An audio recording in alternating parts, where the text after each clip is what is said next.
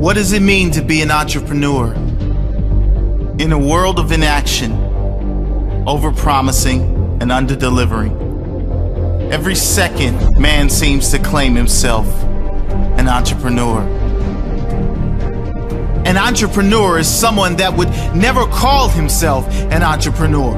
An entrepreneur is someone that is happy to work while all others are out partying. An entrepreneur's drug is success. He is addicted to success. And finally, the entrepreneur knows one simple fact. I will make it, maybe not immediately, but absolutely and definitely. You have to hustle. You have to think outside of the box to make things happen when it seems impossibly difficult for anything to happen. To continue to get up off of the canvas when you are beaten down relentlessly. Win or learn.